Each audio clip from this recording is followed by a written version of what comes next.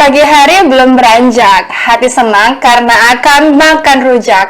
Halo kawan pajak, selamat datang di Podcast Bijak.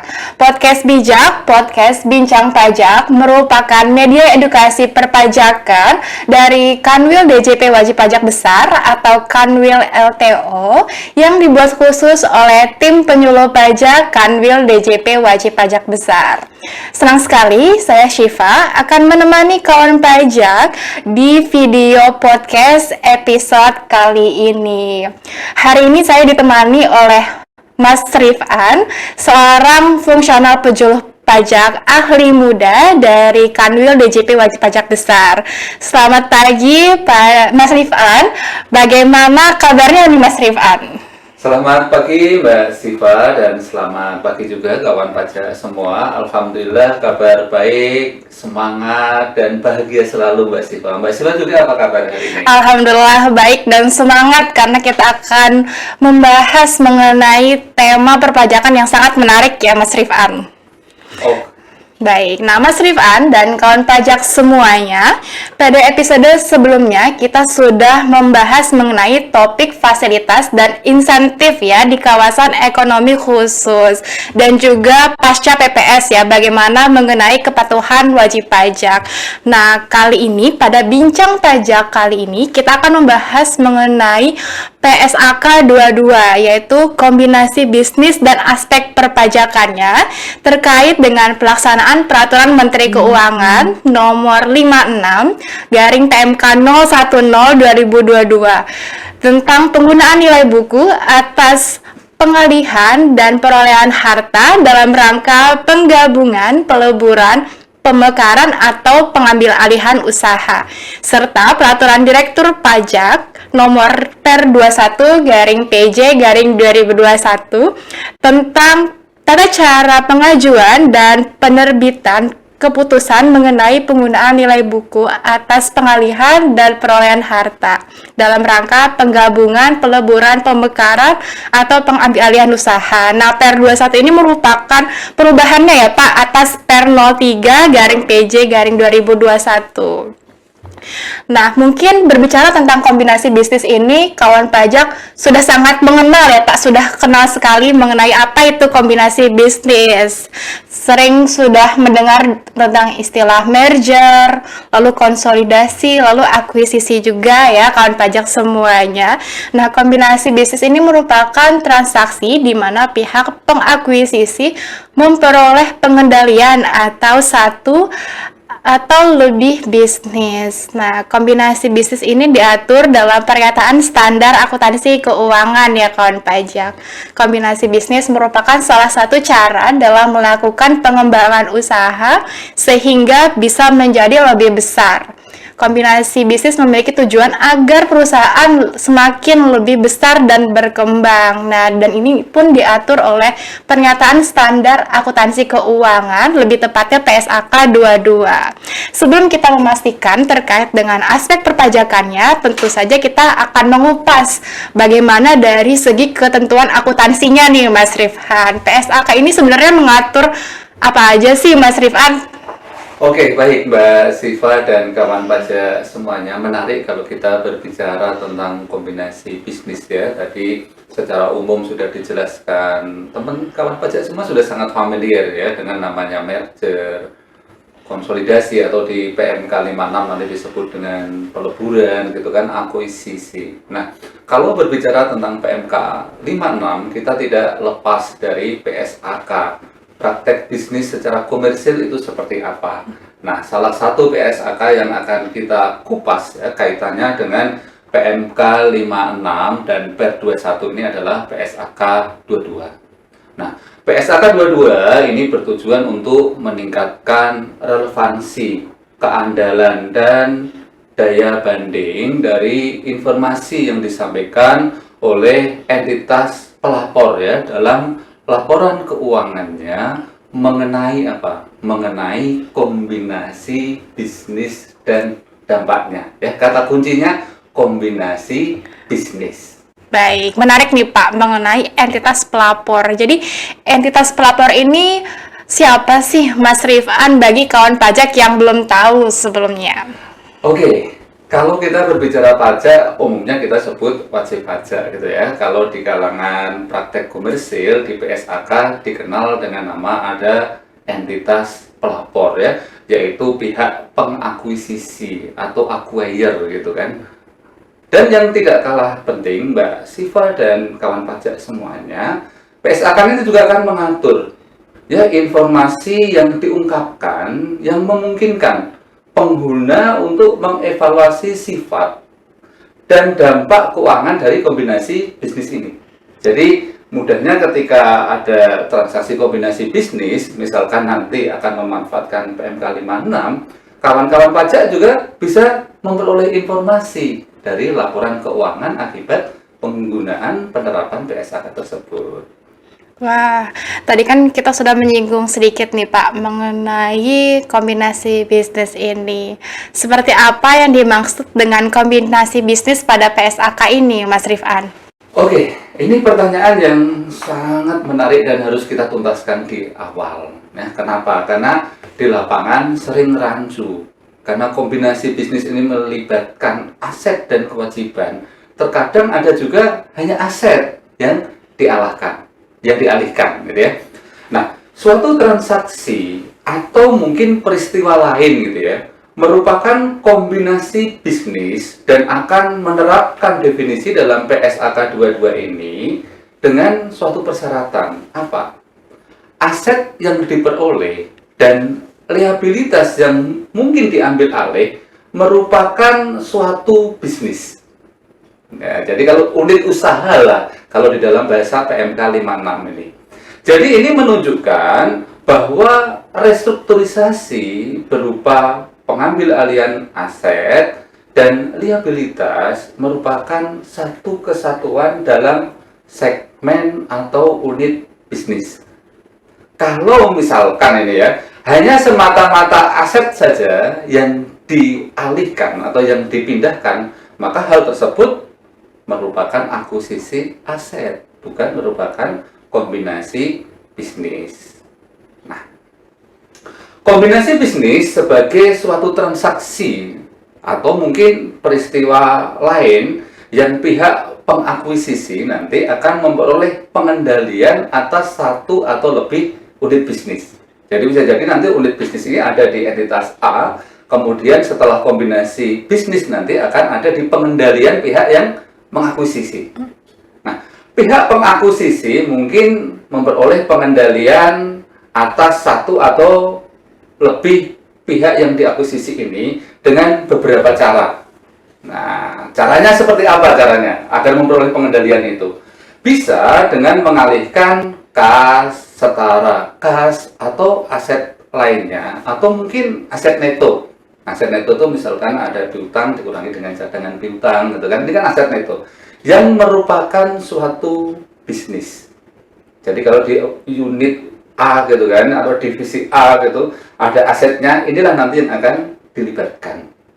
Kemudian juga bisa dengan menimbulkan liabilitas atau kewajiban, atau mungkin dengan menerbitkan sekuritas, ekuitas, gitu kan? Sekuritas kan kalau surat berharga ini ekuitas ya, terkait dengan modal.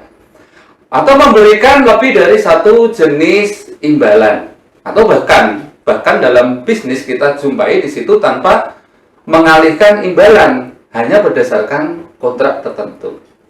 Nah, suatu proses kombinasi bisnis ini Mbak Siva dan kawan pajak semua, ini mungkin dirancang untuk berbagai tujuan, baik itu secara legal, atau mungkin kalau hubungannya dengan kita gitu kan, terkait dengan perpajakan atau alasan lain. Salah satunya tadi untuk memperbesar usaha, gitu kan, meningkatkan efisiensi. Nah, dalam prakteknya ini banyak sekali ya, tapi ini tidak terbatas pada yang nanti saya sebutkan di sana. Bisa kombinasi bisnis ini satu atau lebih dari bisnis nanti menjadi entitas anak dari pihak pengakuisisi. Jadi ketika terjadi kombinasi bisnis, mungkin unit bisnis A nanti akan menjadi anak ya dari pengakuisisi, atau aset neto dari satu atau lebih bisnis secara hukum digabungkan. Ini lebih ke dalam proses penggabungan secara hukum atau ada merger gitu di situ. Nah, bisa juga satu entitas yang bergabung tadi mengalihkan aset netonya.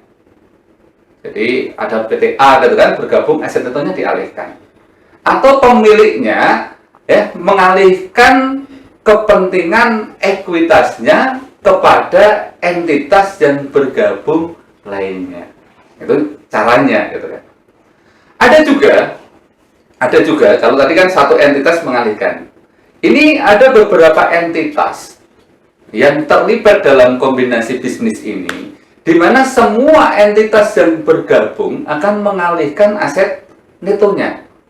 Ya, atau mungkin pemiliknya mengalihkan kepentingan ekuitasnya kepada suatu entitas yang baru dibentuk. Nah, nanti kalau di PMK 56 kita mengenal ada namanya peleburan. Ya, PT A dengan PT B melebur gitu kan, dibentuk entitas baru gitu kan. Nah, ini dicontohkan dalam PSAK. Atau juga mungkin sekelompok pemilik ya sebelumnya dari salah satu entitas yang bergabung memperoleh pengendalian atas entitas hasil penggabungan tersebut. Oke. Baik, Mas Rifan. Jadi kombinasi bisnis ini bukan semata-mata hanya ekuisisi aset saja ya, Mas Rifan. Betul. Namun juga terkait dengan liabilitas dan lain-lain yang merupakan satu kesatuan dari bisnis itu ya, Pak. Lalu bagaimana sih, Pak, terkait dengan pencatatan kombinasi ini? Oke, nah menarik. Kalau kita sudah berbicara tentang transaksi gitu kan, nanti bukti ini akan didokumentasikan, akan dilaporkan dalam bentuk laporan keuangan. Dan ini juga sangat dibutuhkan ketika ada satu entitas atau wajib pajak yang ingin memanfaatkan fasilitas di bidang pajak penghasilan, yaitu penggunaan nilai buku yang diatur dalam PMK 56. Nah, terkait dengan pencatatan ini, entitas mencatat setiap kombinasi bisnis dengan menerapkan metode akuisisi. Nah, syaratnya apa? Yang pertama adalah pengidentifikasian pihak pengakuisisi. Kalau kita ke pajak biasanya adalah subjeknya, ya. Subjek yang terlibat dalam kombinasi bisnis ini. Kemudian ada juga namanya penentuan tanggal akuisisi. Nanti kita akan kupas lagi. Dikenal juga ada namanya tanggal efektif kalau di dalam PMK 56 dan PER 21. Dan yang terpenting ini ya dalam pencatatan ini adalah pengakuan dan pengukuran aset yang diperoleh dan liabilitas yang diambil alih. Kenapa seperti itu?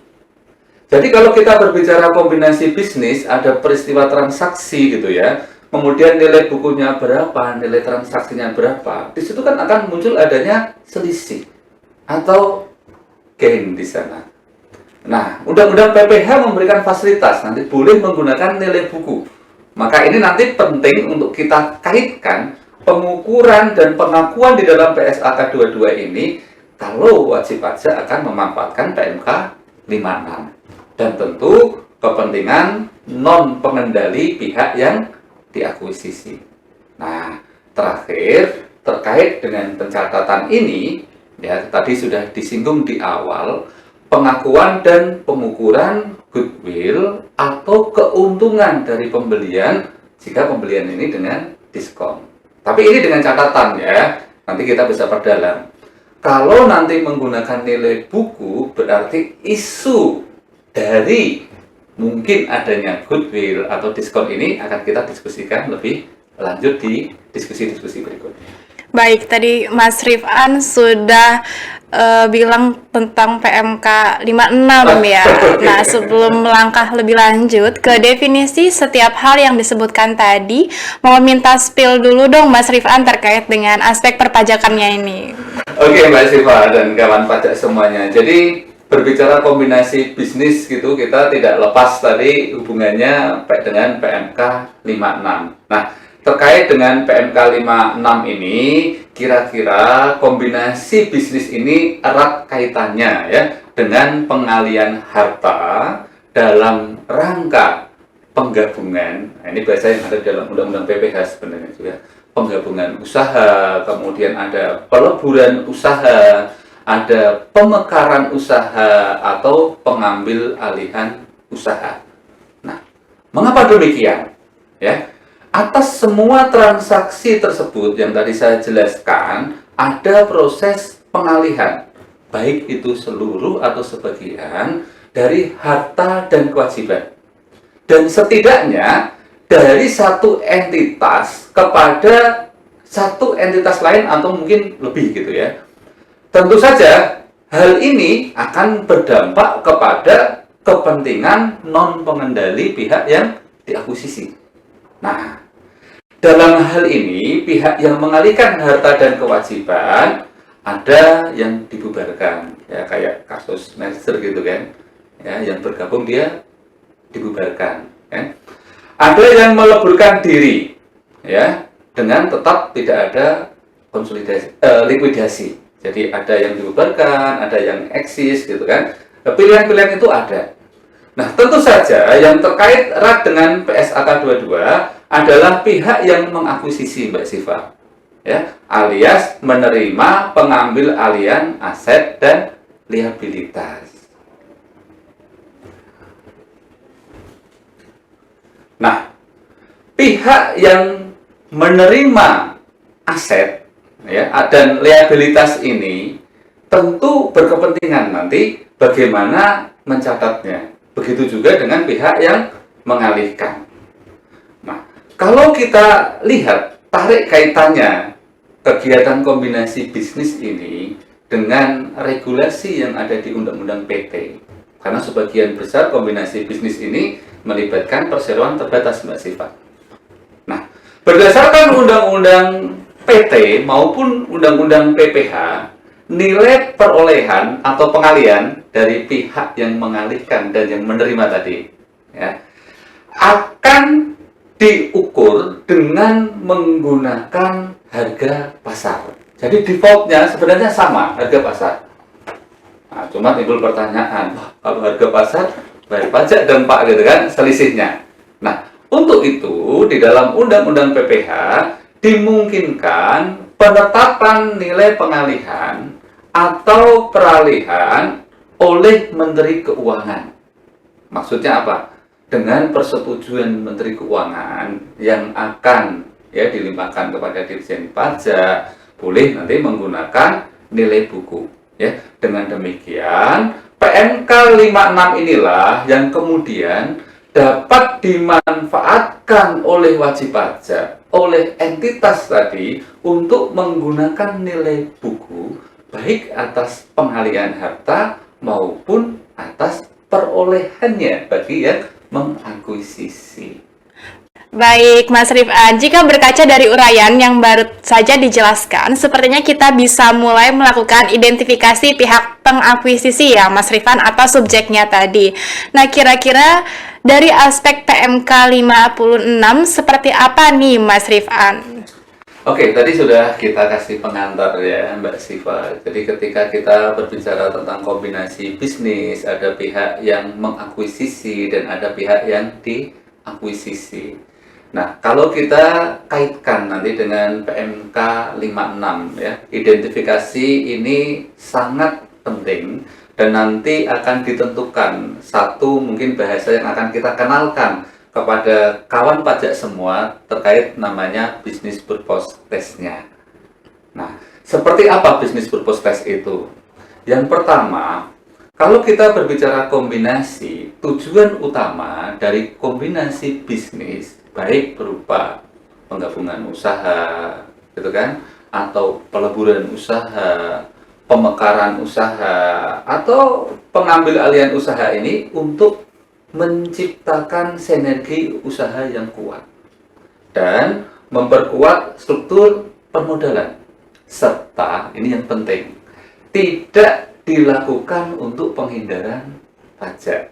Tadi kan sekilas sudah saya sebutkan bahwa kombinasi bisnis itu dalam prakteknya dirancang ya untuk berbagai tujuan. Salah satu tujuannya adalah untuk perpajakan. Nah, ini rambu-rambunya kalau kita bicara BPT, Business Purpose Test, bahwa tujuannya tidak boleh dilakukan dalam rangka penghindaran pajak. Kalau untuk memperkuat struktur modal, ini yang kita dorong.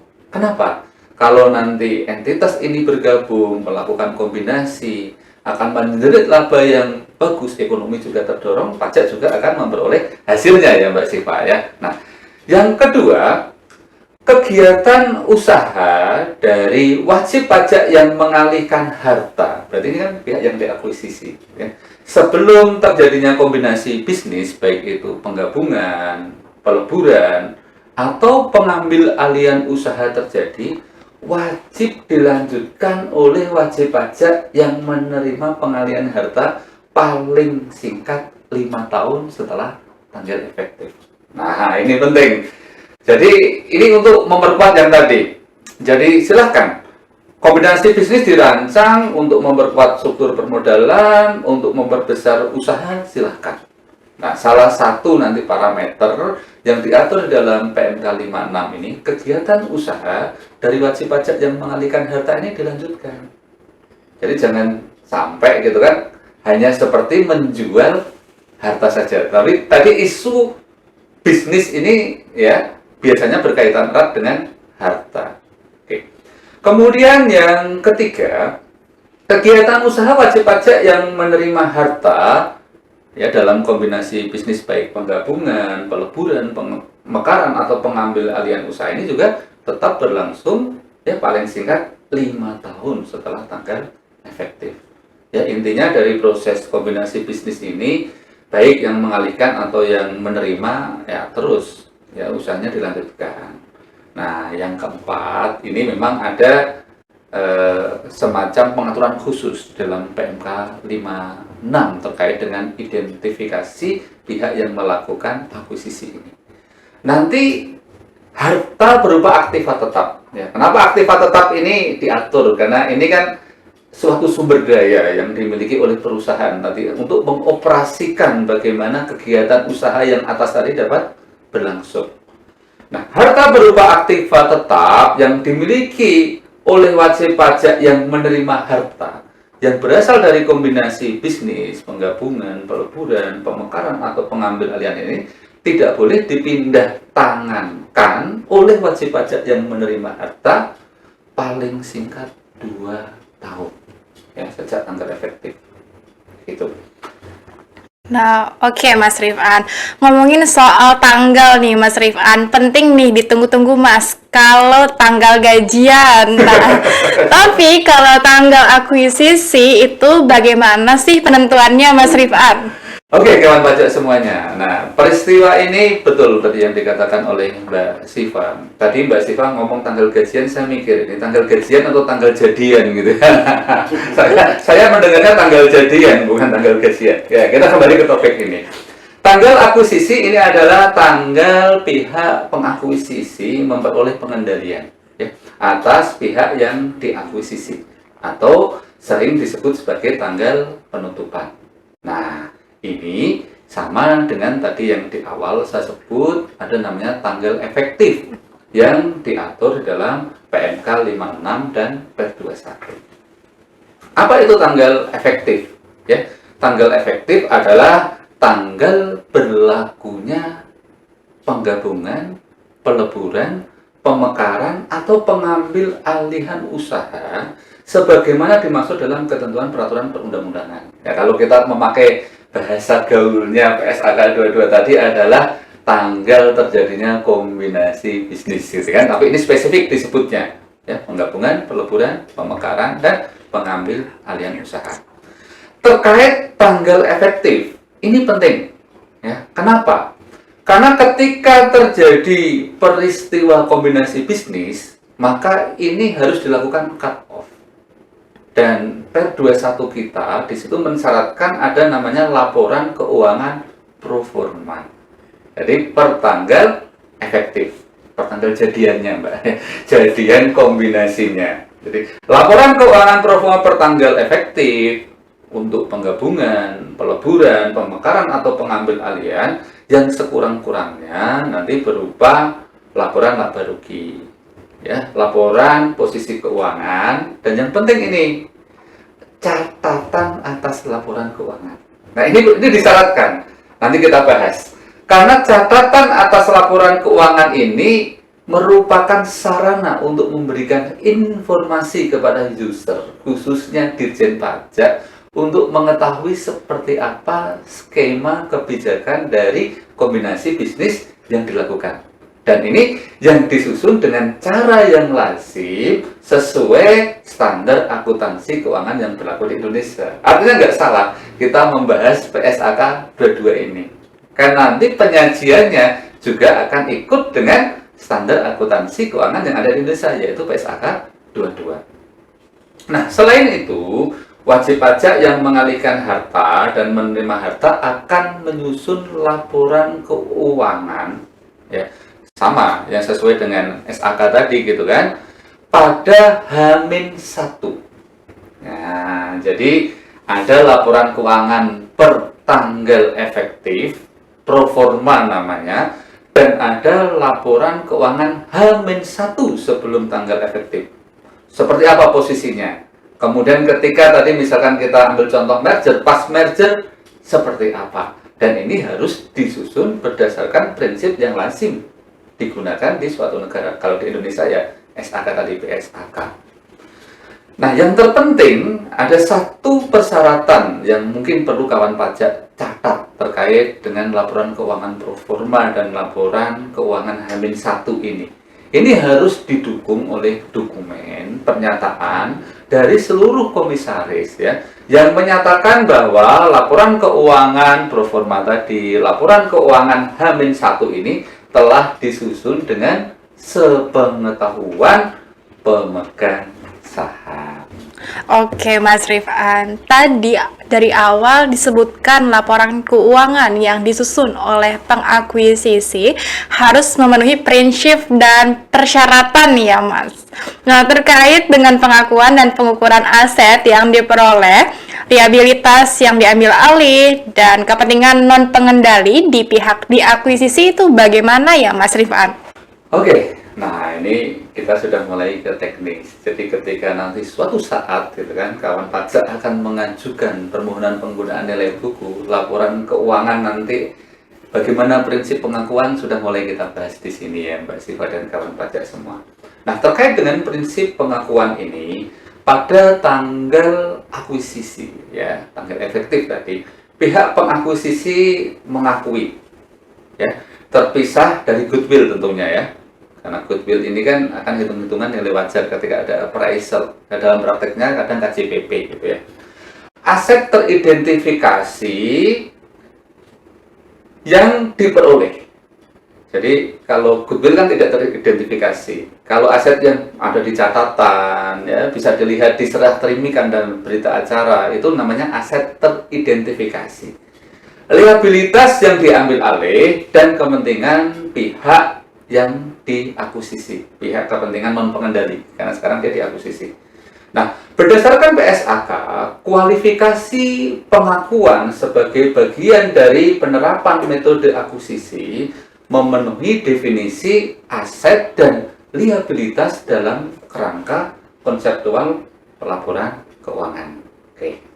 Nah, pada tanggal akuisisi ini juga pihak pengakuisisi mengklarifikasi atau mengatur aset teridentifikasi yang diperoleh. Aset teridentifikasi berarti bukan goodwill tadi kita sebutkan, dan liabilitas yang diambil alih sebagaimana diperlukan untuk penerapan SAK selanjutnya. Nah, selanjutnya bagaimana pengukurannya, gitu kan? Nah, menurut PSAK, pihak pengakuisisi mengukur aset teridentifikasi yang diperoleh. Ya, bisa kas tadi kan, piutang, bisa mungkin aset tetap gitu kan. Dan liabilitas yang diambil alih sebesar nilai wajar pada tanggal akuisisi. Nah, di sini sudah mulai ini kawan pajak untuk iya ya, nilai wajar. Nilai wajar akan ada pajak di sana. Nah, ada fasilitas untuk dalam tanda kutip menunda. Fasilitas dari negara PMK 56 menggunakan nilai buku nanti. Oke. Sedangkan pada Undang-Undang PT, ya, pengukuran aset yang diperoleh dan liabilitas yang diambil alih serta kepentingan non pengendali pihak yang diakuisisi ini juga berdasarkan nilai wajar yang ditetapkan sesuai dengan harga pasar oleh ahli yang tidak terafiliasi dengan perseroan, ahli independen. Ya, kita mengenal istilahnya adalah laporan KJPP gitu ya. Nah, tentu saja hal ini akan dipenuhi ya dalam rangka penggabungan, ada peleburan, kemudian pemekaran atau pengambil alihan usaha untuk tetap menjaga kepentingan non pengendali pihak yang diakuisisi. Nah, namun demikian, pencatatan nilai wajar ini digunakan dalam rangka penyusunan laporan keuangan komersial. Atau kalau kita tadi menggunakan terminologi kombinasi bisnis untuk kegiatan komersil gitu kan. Sehingga tujuan utama SAK ini nanti tercapai. Ya, untuk apa tadi kita sebutkan? Untuk meningkatkan relevansi, untuk keandalan ya, untuk daya banding dari informasi yang disampaikan oleh entitas pelapor dalam laporan keuangannya mengenai kombinasi bisnis dan dampaknya. Nah, sekarang pertanyaannya, bagaimana kalau memanfaatkan PMK 56 ya, agar tidak ada dampak dari perpajakan secara langsung ya akibat adanya kombinasi bisnis tadi.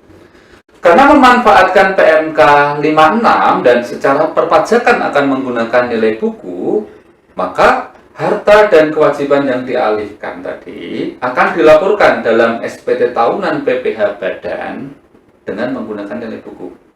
Siapa yang melaporkan? Tentu adalah pihak pengakuisisi, pihak yang menerima tadi.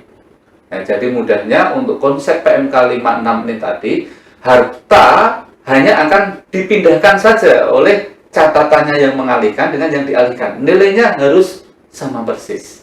Oke.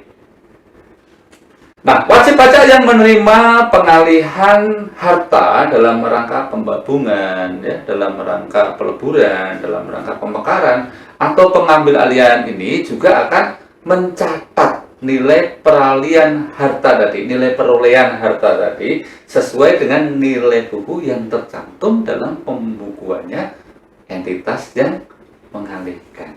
Nah, jadi kalau dari sini mungkin kawan pajak sudah pinter semua gitu kan dalam menyikapi peraturan. Oh, berarti nanti dalam konteks perpajakan nilai bukunya akan ditransfer ya full sebesar nilai bukunya, berarti juga penyusutannya juga akan dilanjutkan saja. Kalau sudah habis bahkan ya berarti nggak bisa menyusutkan. Oke, Mas Rifan.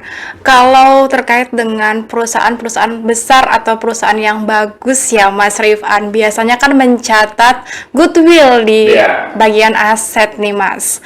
Nah, lalu bagaimana dengan goodwill-nya yang juga terkait dengan akuisisi ini, Mas Rifan? Oke, kawan pajak semua. Kalau terkait dengan penerapan PSAK 22 secara komersil, goodwill saya yakin kawan pajak semua sudah sangat familiar gitu ya.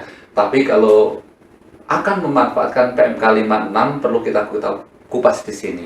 Seperti case beberapa waktu yang lalu ada kawan pajak memang yang menanyakan ada satu unit bisnis Mbak Siva yang kebetulan memang di situ awalnya Pak, ini kita ingin menggunakan nilai buku, tapi kita kebetulan asetnya nggak ada aset tetap semua. Nah, ketika dibuka appraisal nilai pasar wajarnya, nilai pasarnya dari KJPP, ternyata oh ya, unit bisnis ini kok juga lebih tinggi gitu ya. Kenapa demikian? Oh, ternyata hasil penilaian dari penilai independen tadi memunculkan goodwill. Nah, sekarang timbul pertanyaan, kalau PMK 56 kan nilai buku, nanti seperti apa perlakuannya? Oke ya. Nah, secara komersial, harta dan kewajiban yang dinilai dengan harga pasar wajar tadi akan sama besarnya dengan nilai saham. Ya, kenapa kita bicara seperti ini? Karena di dalam PMK 56 ini ada satu rambu-rambu. Nah, ketika terjadi kombinasi bisnis ini, untuk jenis kombinasi tertentu kan memang tidak diperkenankan dengan proses jual beli atau tukar menukar. Nah, sehingga yang relevan yang biasanya terjadi di lapangan ada diganti dengan saham atau kita kenal dengan proses yang namanya in-brain. Nah, dengan demikian tidak akan ada goodwill Mbak Siva, ya, atau bahkan diskon yang diakui oleh yang mengambil alih. Nah, apalagi ini kalau kita berbicara dengan menggunakan nilai buku, tentu saja nggak akan ada selisih. Ya, jadi kalau kita full ingin menggunakan PMK 56, tadi di pembukuan yang mengalihkan berapa akan ditransfer ke dalam pembukuannya pihak yang menerima. Oke, Mas Rifan. Yang terakhir nih, Mas Rifan. Transaksi kombinasi bisnis ini kan harus dilaporkan dalam laporan keuangan ya. Seperti apa sih pengungkapannya di laporan keuangan, Mas Rifan? Oke, Mbak Siva dan kawan pajak semua, ini sangat penting karena tadi akan sangat bermanfaat bagi user ya. Kalau saya Fiskus gitu kan, ada peristiwa transaksi kombinasi bisnis, kemudian akan memanfaatkan PMK 56. Nah, disyaratkan di situ di Per 21 tentang bagaimana tata cara permohonan dan penyelesaiannya harus melampirkan laporan keuangan pro forma pada saat tanggal efektif dan laporan keuangan H-1. Laporan keuangan tadi tentunya gitu kan harus berisi informasi mengenai peristiwa kombinasi bisnis tadi. Nah, maka pihak pengakuisisi mengungkapkan informasi yang memungkinkan pengguna laporan keuangan dapat mengevaluasi sifat dan dampak dari kombinasi bisnis yang terjadi. Ya, bisa dia selama periode pelaporan berjalan atau setelah akhir periode pelaporan, tetapi sebelum tanggal penyelesaian laporan keuangan. Nah, ini untuk mudahnya penerapan PSAK 222 ini jelaskan dong di dalam laporan keuangan, ungkapkan biar user itu mengerti ya, tahu akibatnya. Nah, pihak pengakuisisi tadi, acquire tadi mengungkapkan informasi yang memungkinkan pengguna laporan keuangan dapat mengevaluasi dampak keuangan dari penyesuaian yang diakui pada periode pelaporan berjalan yang berhubungan dengan kombinasi bisnis yang terjadi pada periode tersebut atau pada periode pelaporan sebelumnya. Jadi mudahnya nanti laporan keuangan ini ketika dibaca oleh Fiskus dalam hal akan menyetujui atau tidak kombinasi bisnis ini menggunakan nilai buku, sudah tersaji informasi tentang peristiwanya, pilihan kebijakannya, pengakuannya, dan pemanfaatan fasilitas penggunaan nilai buku dalam PMK 56. Siap, Mas Rifan. Wah, luar biasa sekali ya, Mas Rifan. Pada episode kali ini, kita tidak hanya belajar mengenai pajak, tapi juga terkait dengan akuntansi, ya Pak. Nah, dari definisi hingga pengungkapannya sudah dijelaskan oleh Mas Rifan tadi. Sebelum kita mengakhiri episode kali ini, apakah ada closing statement atau pesan-pesan nih bagi kawan pajak yang akan memanfaatkan nilai buku, Mas Rifan? Baik Mbak Siva dan kawan pajak semuanya, kami tidak bosan-bosannya untuk selalu menekankan bahwa bicara pajak tidak hanya berbicara bagaimana mencari penerimaan pajak sebesar-besarnya, tapi bagaimana bisa mendukung iklim ekonomi, ya, mendukung bagaimana perusahaan bisa tumbuh dengan pesat dan mengenerate laba sebesar-besarnya. Nah, salah satu bentuk dukungan atas usaha strategi perusahaan untuk meningkatkan labanya, memperbesar usahanya melalui kombinasi bisnis tadi, kita menyediakan satu fasilitas penggunaan nilai buku atas pengalihan harta dalam rangka penggabungan, peleburan, pemekaran, dan pengambil alihan usaha sebagaimana diatur dalam PMK 56.